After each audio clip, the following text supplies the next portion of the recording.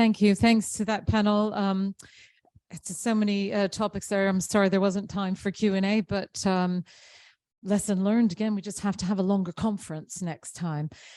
So without any further ado, we started the day, with someone in Europe in dialogue with someone in Turkey talking about an initiative that's been launched out of the UAE around global sustainability in space. And I think we've done a bit of a tour of the globe, and it's quite right that we finish hearing from the USA. And I'm really grateful to Richard DalBello for being able to join us live, if virtually. He is, as Ian Christensen has already said, the director of the US Office of Space Commerce, has quite a track record both in industry and government. And so without any further ado, over to you, Richard. Good afternoon. I find myself in the unenviable position of being between this group and cocktails. So this is always a tough billet to pull on a conference. Good afternoon, all. Again, Richard DalBello, Office of Space Commerce. Just maybe a quick introduction about what we do. We have three main responsibilities in the United States government. First is space advocacy. We've been an advocate for commercial space since the Ronald Reagan era, since this office started in the late 1980s. So we've seen this industry grow dramatically. It's super exciting to watch where we are, to have been involved in the beginning and then also see where we are now. It's absolutely fantastic. Our second major responsibility is we're a regulator. We do the commercial remote sensing licenses in the United States. There's a broader discussion going on in the US about something called mission authorization, which is a broad discussion about how are we handling new activities in space, who's responsible, how do we regulate, how does it align with broader principles like sustainability and really incredibly important issues like that. If we get a little bit of time, maybe at the end in questions, we can come back to that. And then finally, we are by Space Policy Directive 3 of the Space Council in charge of transferring the responsibilities for civil and commercial operators. The SSA responsibility currently done today by the Defense Department should begin to transition to the Department of Commerce. And that is actually what I personally spend most of my days on. It's a challenging and fascinating set of issues. As I said, this was a space, it's about 3 years ago, this was the Space Policy Directive. We recently entered into an MOA with a memorandum of agreement with the Department of Defense about how we're going to do this.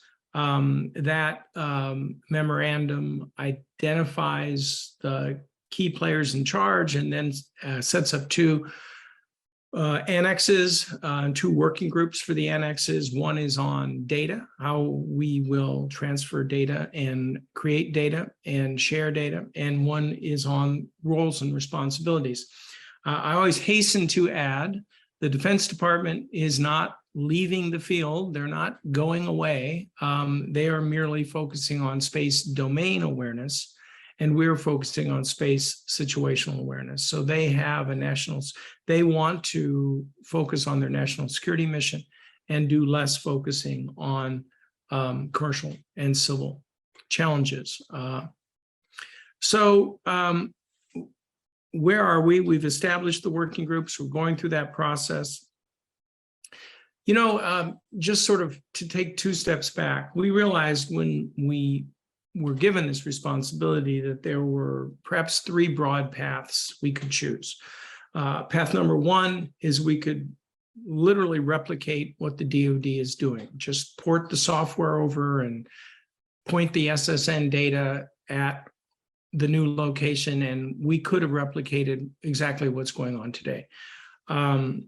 The second, at the other end of the spectrum, we have sufficient confidence to say we're confident that there's sufficient commercial sector resources that we could have just articulated a set of requirements and bought this commercially. And we are instead pursuing what might be called a hybrid path, where we are establishing a government platform and we are using best of breed commercial applications on that platform. I suppose that philosophically, there are some who say there is a fourth option, and I call this the seatbelts option, where governments don't, all the government does is set the rules. So the car shall have a seatbelt with these characteristics, and then let the industry sort it out. Car manufacturers have to figure out how to do the design. Seatbelt manufacturers have to figure out how do they define safety, and then insurers get involved to make sure that they've both done their job right, and the government just stands back. We did not take that path. We did not take that path because we don't think the industry is in a place where that would have been effective. But I guess philosophically, there are some people who do argue that eventually that is where government should trend. And we'll see, for reasons that I'll mention soon, we'll see that I think that's going to be a little bit harder than some people anticipate. So what are we doing? Well, last year we let some contracts. We started, we let 6 contracts for data. We did some requests for proposals on defining the system. We're working on architectures. The data contracts will likely be an annual event. I mean, I suspect we'll probably move to a vehicle in the United States called an IDIQ, which is a broad open-ended contract that allows any qualified bidder to participate, and then we will buy data as we need it. And then I think we will soon go out and looking for the analytics and supporting elements of the overall system commercially. We are, in the United States, we are kind of between budgets. The 22 budget is over. The 23 budget has not been approved by Congress. So we're a little limited in bold action over the next few months as Congress gets sorted out. But eventually, when the 23 budget kicks in, first priority will be to establish our the cloud contracts the secure cloud contracts that'll be the basis of the system. In the meantime, while we're doing all that and waiting for Congress to do its piece, we are also kicking off a pilot program. We are doing this in conjunction with the Defense Department. They have an organization called the JCO that is good at rapid prototyping.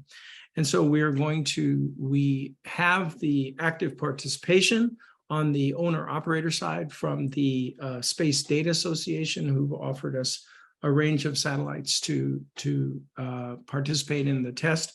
And then on the analytical and data side, we're also engaged through the JCO contracts. We're going to be engaging with the analytical community and the observation community.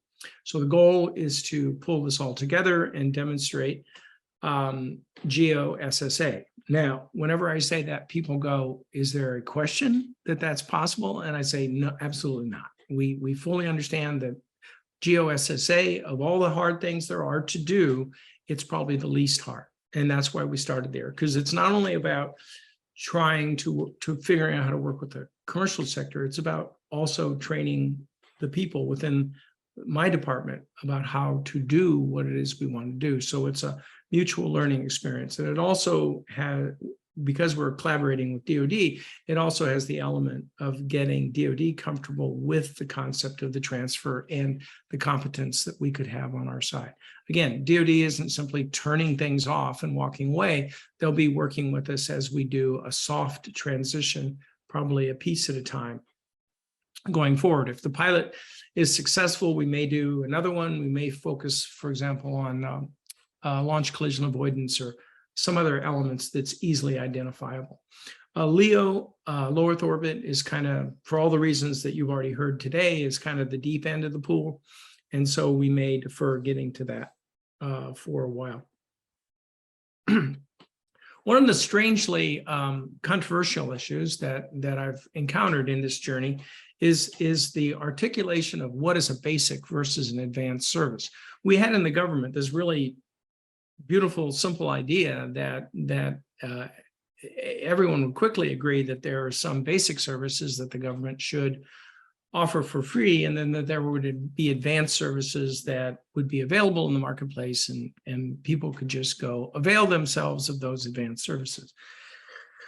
Well, actually, it turns out that satellite operators would prefer it if you paid for everything. So they don't really want to go out and buy services. They would rather you provided the services. And so we are trying, one of the things we need to do is figure out where do we draw that line and what is the rationale for where we draw the line. And part of that gets into a much bigger issue, which we don't have time for today, which is the whole concept of the evolving concept of operator responsibility. What we expect of an operator it's only really modestly defined. I mean, as we move forward in taking seriously things like space situational awareness, as the low Earth orbit gets more crowded, there are more human habitats in low Earth orbit with China, the US, and then commercial habitats and other things. Questions about what are the responsibility of operators will need to be addressed more significantly. And maybe we could talk about that a little bit later if we have time. The other important issue is the changing global landscape. One of the issues I heard Ian mention, of course, is China's non-participation in the global SSA dialogue, which is a problem. It would be like having an airplane want to land at Heathrow without any participation in the air traffic control system. It can be done, but it's really not advisable. And so we will need China to participate, and we will need to come up with creative solutions for how to make that happen. I understand to date, they haven't been willing to fully participate in spacetrack.org. I'm hoping that they will reconsider when we stand up the commerce system. If not, then we may all collectively have to seek other solutions. But even beyond China, which is sort of the most difficult issue, we have an issue of how are we managing proliferating SSA systems. EU SST says they're going to go live in January and will be offering their services to third parties. We will have some common data, but they will also be operating on unique sensors. Sensors are not always in alignment. The math doesn't always agree on SSA calculations. So there's a lot of potential that we can have multiple global systems, and it's not just going to be EU SST in the US. There'll be, as other nations step up to this challenge, there'll probably be an Australian system and a Japanese system and a Chinese system.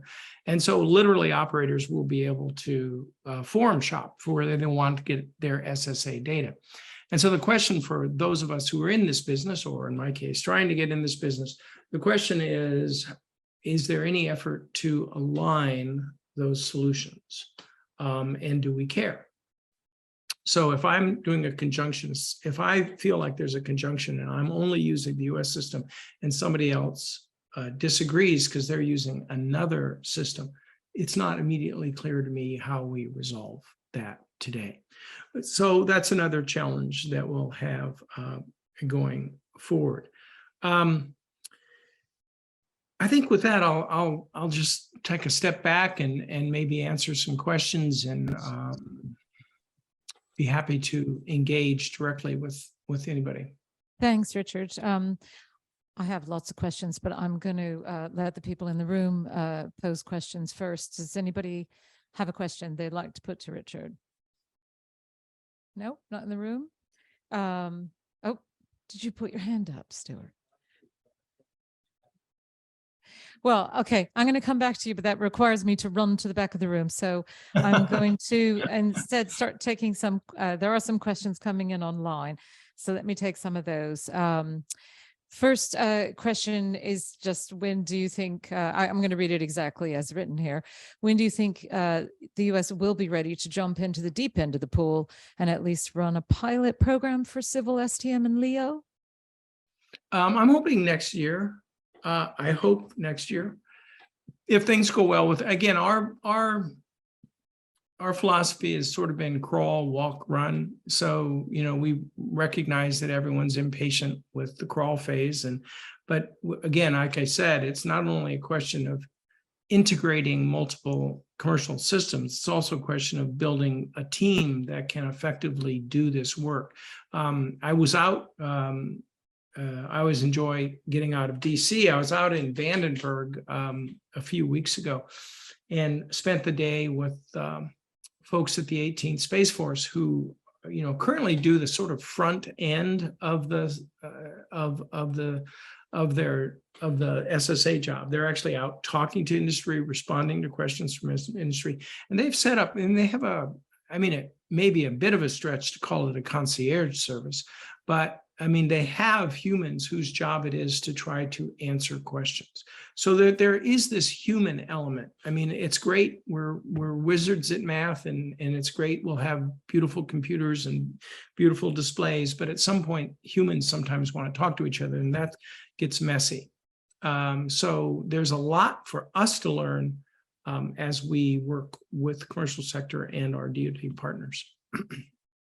Great, thanks. And there's a question here from Angela Mathis. How international is your procurement strategy? Will you source services from global providers outside of the USA? I don't know that we have a firm policy on that. I know that we have international participants in the JCO now. And so I'm assuming the answer is going to be yes. I was a little disappointed in my last meeting with the EUSST, where they said categorically they would not consider a US commercial sources for analytics or data. And I again think I understand we're all in a period now of capacity building, and so I understand how that could be an initial starting position. But I think overall we will benefit by some kind of open process. It raises the question that I had about aligning standards, data standards. There's no real reason why you can't have, well, it'd be best not to have duplication of services, but why you can't have a number of regional SST services as we do today with air traffic control. But if you're going to share that information and aggregate it and extract usable insights from it, then I presume really we all need to be speaking the same language. So I was wondering if you had any views on how the world should be working towards SSA data standardization. There is a person in my office from the National Institute of Standards and Technology, or NIST, and her job is one of her many jobs is working on this specific issue. So we are committed to working collaboratively and internationally on standards. We think it's fundamental. It's fundamental to understanding each other.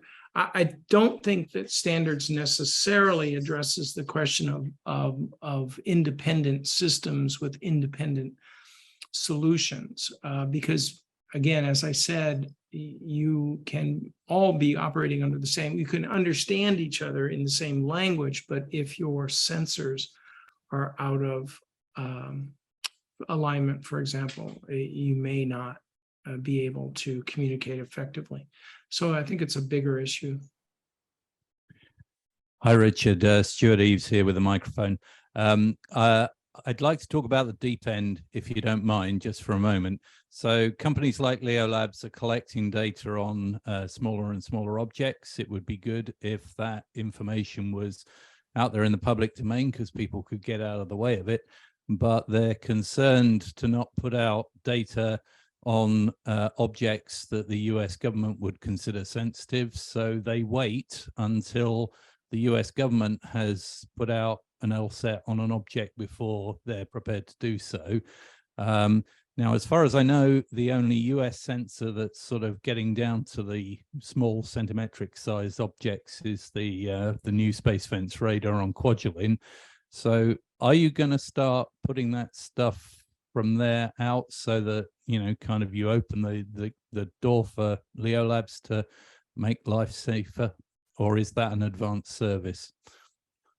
It is assumed that people, again, there's so many elements of your question, Stuart. First of all, Stuart, it's good to hear from you. I can't actually see you, but it's good to hear you again. There's so many elements to your question. The simple answer is we are going to build a system that if you have the right authorities, access, you should be able to get into the data lake, right? So part of the building of the cloud environment will be this great repository of data, which will be at a minimum all the commercial data that we collect. So the question you're really asking is, okay, who has access to that? And we're still working on that. I know that the 18th Space Force had put in place a system where you needed a bilateral agreement, a sharing agreement with the US government. And there are hundreds of those now. And so what I challenge my team to try to do is to come up with an alternative to bilateral agreements. Is there some way that we can, since this is supposed to be an open data architecture, is there a way that we can create a rule set that says if you are doing these things, you automatically have access? It may differ depending if you're an operator or a researcher or a university or something like that. But the goal would be yes. Now, I know that, but at the beginning of your question, the most operators, particularly those working in LEO and most particularly, I think Starlink, OneWeb, and those guys, they're not really waiting around for the government. I mean, there's a close collaboration both with NASA, CARA, and DoD with the LEO operators, but they also have relationships with commercial providers. And the commercial providers, whether you're in GEO with someone like ExoAnalytics or LEO with Leo Labs or Slingshot or any of these other folks, they are also all building databases and pretty comprehensive catalogs, actually. So we are going to be in a world where there's not going to be one catalog, there are going to be multiple catalogs. And again, we get back to, what does that mean? How do we navigate that? What if the catalogs disagree? I mean, there's a bunch of stuff for us to talk about, but there will be multiple catalogs, maybe specialized by region. And now in Space Policy Directive 3, I think they kind of anticipated that the world would go in this direction. So they do say, for the US, the DoD will be the authoritative catalog. And we're in the process of discussing with DoD what those words actually mean. Like when you say DoD is the authoritative catalog, you know, what exactly are you implying? And so we're working through that now, and I think we're making pretty good progress. So I'm sorry, that was sort of a long, rambling answer to your question, but you asked a complicated question. Hi, Richard. Will Feline from DSTL. Really interesting talk. Thank you. So I think you mentioned that you see space situational awareness sitting with the DOC, but space domain awareness remaining with the DoD. Now, to my mind, those two tasks are pretty interrelated, not independent. So how do you see that division of labor working in practice? I think realistically, it means they will do more than we will do. They're not going to stop doing anything they're doing. And we will do a subset of what they're doing. So there'll be some overlap between us. we're probably going to do it with commercial tools and more commercial data than they're doing, but we are doing pretty much the same thing. Our focus is just different. We will be focused on LEO constellations, low Earth orbit safety. Eventually, I heard Ian mentioned cislunar space. I mean, eventually we have to get our arms around that too.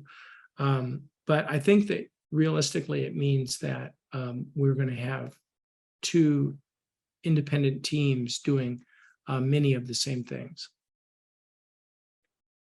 But again, the point is that what is taking DoD time now, which is working with and worrying about commercial issues, commercial conjunctions, that they will be able to unfocus on that while still being very active in the area.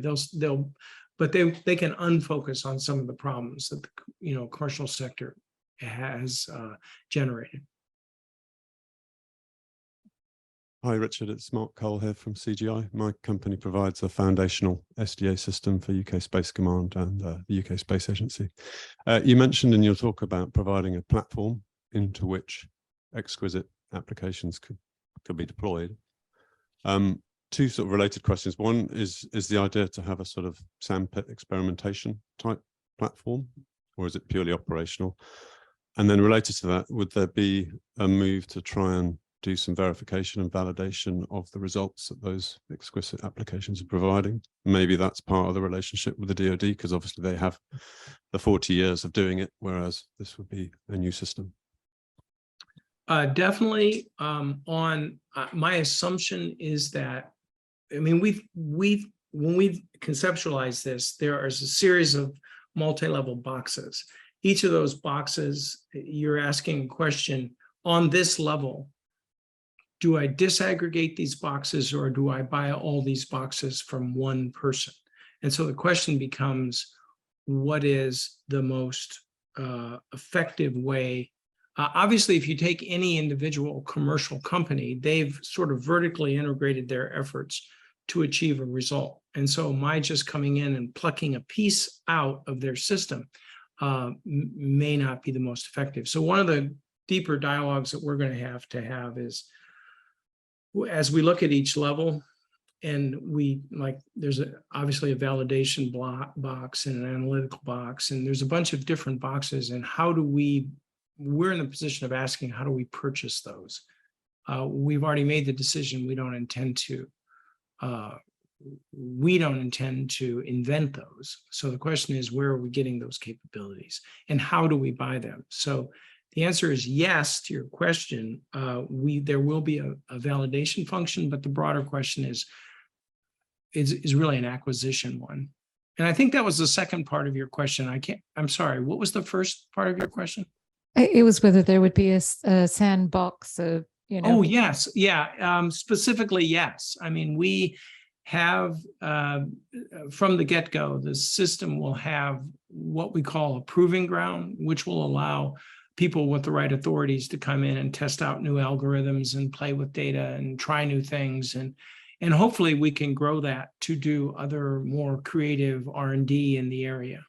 So yes, absolutely. And we've requested funding for it. And I don't know what the outcome of that will be, but we have already planned that shall exist, and that in part that will be funded. That's good to hear. I'm sure the researcher members of the GNOSIS network will be watching your budgets very closely. Are you okay for time, Richard, to take one last question from the room? Maybe one more. Okay, last question from the room. Hi, Richard. This is Hira from Lumi Space. So you mentioned this kind of pointing of fingers between operators and government as to who should foot the bill for commercial data. Could you give us a couple of ideas of frameworks that you're thinking towards for how that roadblock might be overcome? Well, we sat down with a piece of paper and just started adding functions on it. And so top left, you get what is the 18th doing right now?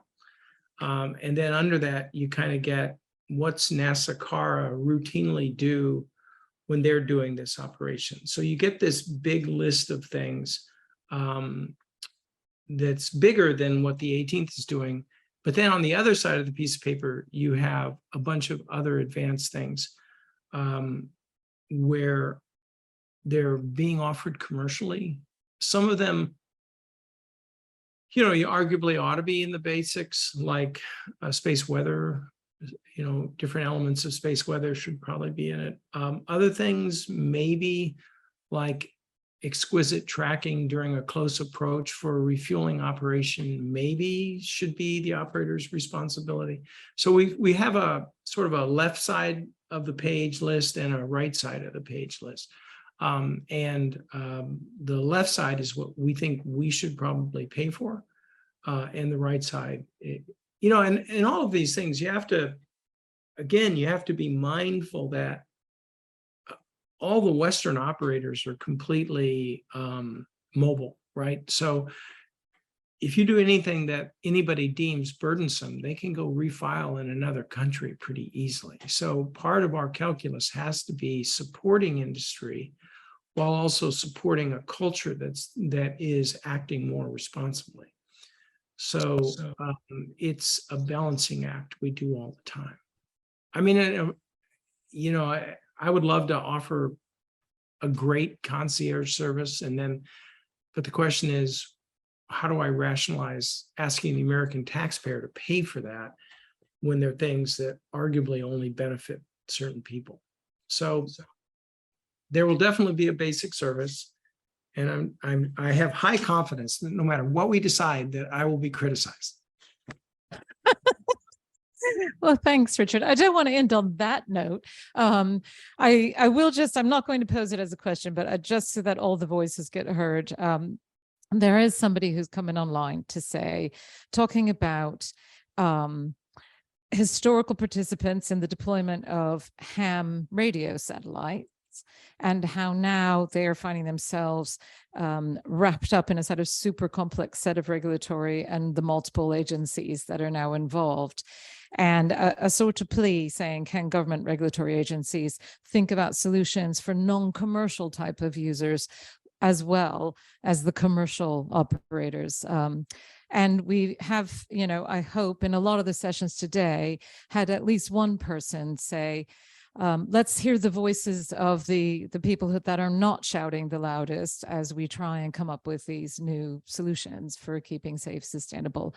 So I'm going to leave that one with you, but I wanted to say thank you very much for your time and a really super interesting look at what's happening in the US. So can everybody please give Richard a big round of applause? You can't see us, but hopefully you can hear us. Thank you. Have a cocktail for me.